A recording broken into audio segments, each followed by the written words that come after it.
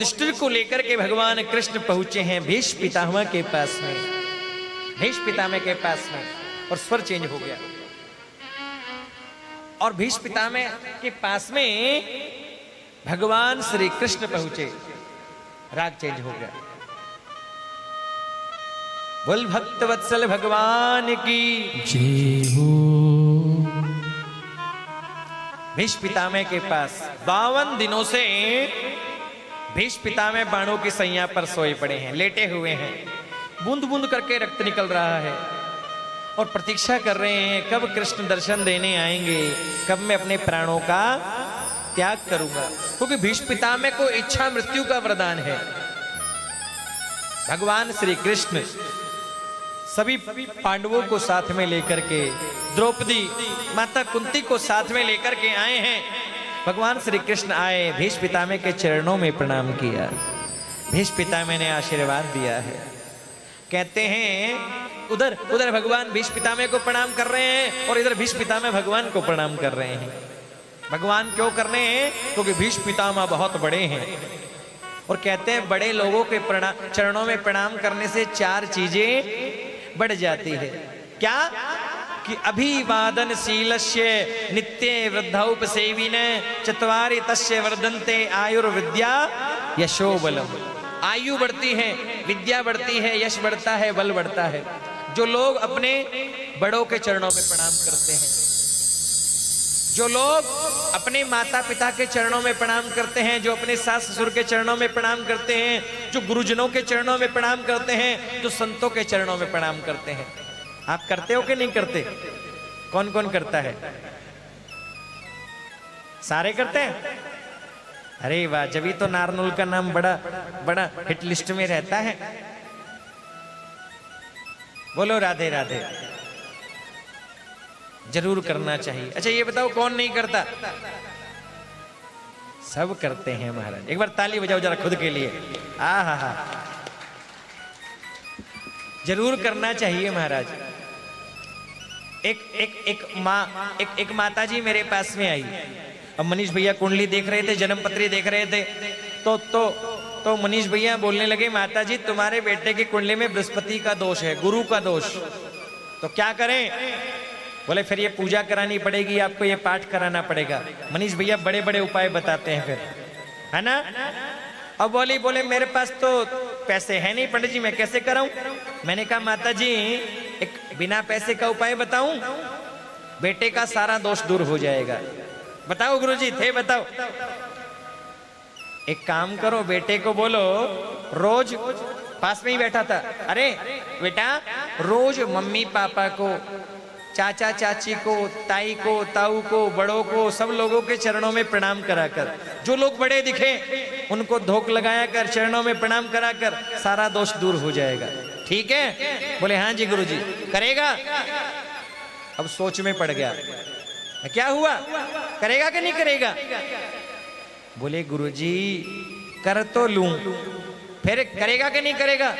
बोले कर तो लूं, फिर बोले कर तो लूं लेकिन शर्म आवे। हाँ बोले शर्म आवे, शर्म नहीं करना, रोज प्रणाम करना महाराज। 4 चीजें बढ़ती है, आयु विद्या यशो बलम, 4 चीजें बढ़ जाती है महाराज। भीष्म पितामह के चरणों में भगवान द्वारिकाधीश ने प्रणाम किया है महाराज। भीष्म पितामह ने उपदेश किया है, युधिष्ठिर को सामने किया, युधिष्ठिर को उपदेश किया है, युधिष्ठिर तुम राजा हो और जैसा राजा होता है वैसे ही, यथा राजा तथा प्रजा, जैसा राजा होता है वैसे ही प्रजा होती है। उपदेश किया है बड़ा सुंदर कि दान धर्मान राज धर्मान मोक्ष धर्मान विभाग स्त्री धर्मान भगवत धर्मान समासव्या सयोगतः। हे राजन, राजा का कर्तव्य होना चाहिए कि अपने धन को अधिक से अधिक बढ़ाए, किसी को दुख ना दे, किसी को कष्ट ना दे। किसी को दुख दिए कष्ट दिए बिना धन को बढ़ाना ये राजा का धर्म है। और जो राजा धन कमाए, हर एक गृहस्थी का, हर एक व्यक्ति का धर्म होना चाहिए। जो धन हम कमाएं, दुकान पर बैठना, ऑफिस में जाना, फैक्ट्री में जाना, धन कमाना, किसी को दुख दिए बिना, किसी को कष्ट दिए बिना धन कमाना, ये मानव जीवन का धर्म है, परम धर्म है। और जो धन हम कमाएं उसमें से 10% धन का दान करना चाहिए। उस 10% धन को अच्छे कार्यों में लगाना चाहिए, क्योंकि लिखा धन की 3 गति होती है। या तो उसको भोग करो, खाओ पियो, या उसको दान करो, या फिर उसका नाश हो जाता है। बोले खाया पिया अंग लगा, खाया पिया अंग लगा, दान दिया जो संग लगा, वो साथ में जाएगा। वो कोई लेकर के कोई छुड़ा नहीं सकता, सब यहीं रह जाएगा। लेकिन आपका गाया हुआ भजन, आपका लिया हुआ भगवान का नाम और हाथों से दिया हुआ दान कभी बेकार नहीं जाएगा।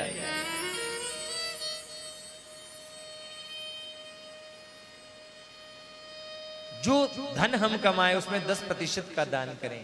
और कहते हैं धन दान करने से धन में कमी नहीं आती, क्योंकि लिखा कि तुलसी पक्षी के पिए घटे न सरतानी, तुलसी पक्षी के पिए घटे न सरितानी।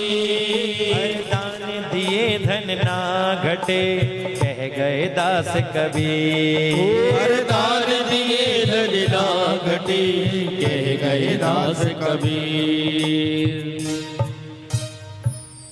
जो धन दान किया जाता है वो धन घटता नहीं है, बल्कि बढ़कर के वापस मिल जाता। मैंने आज तक किसी ऐसे व्यक्ति को नहीं देखा जो बहुत दान करता है और गरीब हो गया हो, क्योंकि दान करने से धन घटता नहीं है, बढ़ता है।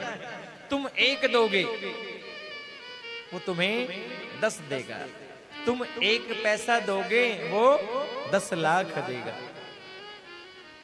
ये जरूरी नहीं 2000 ही दो के 5000 दो के 10,000 दो के लाख दो के 10 लाख ना, जितना तुम्हें भगवान ने दिया उसमें से कुछ ना कुछ जरूर अच्छे कार्यों में लगाना चाहिए। सेवा का काम हो, भगवान का काम हो, पूजा का काम हो, पाठ का काम हो। अब देखो पूरा सांडिल्य परिवार कितनी सेवा में लगा है ना? कितनी व्यवस्थाएं करनी पड़ती है, क्यों जी ब्रजकिशन जी, है ना? करवा रहे हैं ठाकुर जी, सत्य वचन है, करवा रहे हैं ठाकुर जी। लेकिन ये सत प्रेरणा ये भी हमारे पितरों के आशीर्वाद से, ठाकुर जी की कृपा से ही हमें हुई है। नहीं तो कितने लोगों के पास में धन पड़ा हुआ है और सब चाहते हैं हम भी करें। क्यों डॉक्टर विकास जी, मुझे याद है जब फर्स्ट बार मिले थे, बोले गुरुजी ऐसी बढ़िया कथा करो, ऐसे आनंद से करो, कोई कमी नहीं रहनी चाहिए। विकास जी बोल रहे थे उस दिन, कोई कमी नहीं आनी चाहिए, बड़े आनंद से कथा होनी चाहिए। रोज लगे हुए हैप्पी भैया बैग टाक करके पूरी व्यवस्था में, हैं? जैसे में दादाजी चलते हैं ना शादी के अंदर बैग लेकर के पूरी व्यवस्था। एक बार ताली बजाओ जरा जोरदार, आए हाय, ऐसा होना चाहिए।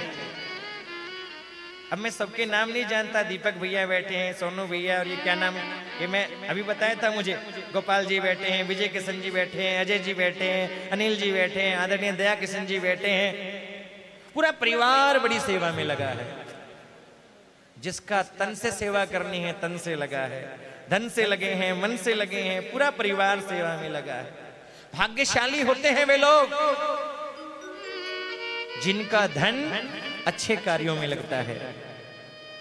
बहुत लोग चाहते हैं हम भी करें, हम भी करें, लेकिन सबके भाग्य में नहीं हो पाता।